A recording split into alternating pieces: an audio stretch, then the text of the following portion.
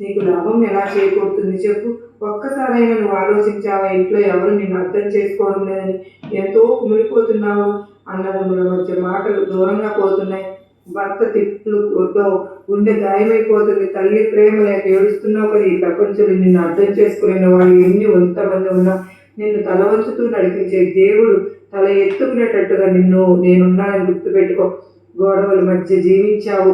గురువునిగా రోజు నా పాదాల ముందు నిశ్శబ్దంగా కూర్చునేదానివి. ఒకరోజు తనలో తానే మాట్లాడుకుంది, బాబా మీరు ఉన్నారు అంటే నాకు ఈ ఒక్క మాట ఇచ్చేయండి. ఆ రోజు రాత్రి ఆ కలలో నేను వచ్చానమ్మా. చెప్పిన మాట ఇదే. నీ గుండె నిశ్శబ్దం అయితేనే నాకు వినిపిస్తుంది, కానీ నీ బాధ నాలోనే పంచుకుంటున్నాను. నిన్ను ఒంటరిగా అనిపించకుండా ఉంచుతున్నాను. ఆమె నల్లటి చీకటి వలయంలో నల్ల శిలలా నేను మారాను. ఇప్పుడు ఈ మాట నీకోసం కాదు కదా అని అనుకోవద్దు. ఇప్పుడు ఈ మాట నీకోసం కూడా నేను చెప్తున్నాను. ఈ రోజు వినిన ప్రతి మాట నీ గుండెల్లో నిలిపే. ఇది ఒక మంత్రం కాదు, ఒక స్ఫూర్తి. నీ జీవితానికి దిక్సూచి అని గుర్తుపెట్టుకో. నీ శత్రువులు పెరిగినా నీ ధైర్యం తగ్గకూడదు.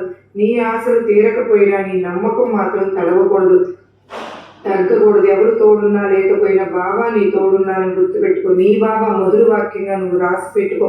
నాకు ఆశ్రయం ఇచ్చేవాళ్ళని నేను ఎప్పుడు కూడా విడిచిపెట్టను. నన్ను పిలిచిన వాళ్ళని నేను ఎప్పుడు విడిచిపెట్టను.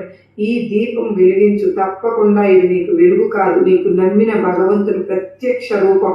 ఈ దీపం నీ జీవితంలో తప్పకుండా వెలుగుని నింపుతుందని గుర్తుపెట్టుకో.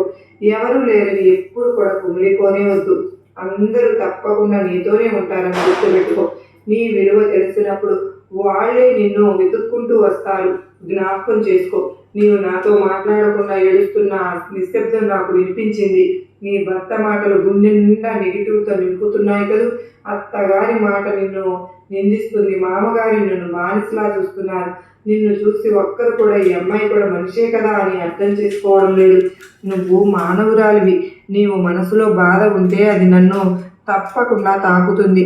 నీ కన్నీరు నేల మీద పడకముందే నా గుండెలను తడుపుతుంది.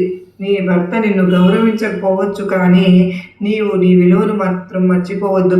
నీవు గడ్డివి కాదమ్మా. నీ గుండెల్లో గంభీరమైన ఓ శక్తి ఉంది. నీ ఆవేదన నిన్ను బలహీనురాలిగా చేయిస్తుంది. నీ నిశ్శబ్దం నిన్ను దీవెనలు దారివైపు నడిపిస్తుంది. ఒకసారి ఒక భక్తురాలు శరీరంలో ఏడుస్తూ నన్ను అడిగింది, బాబా నా కష్టాన్ని ఎవరూ చూడట్లేదేంటి?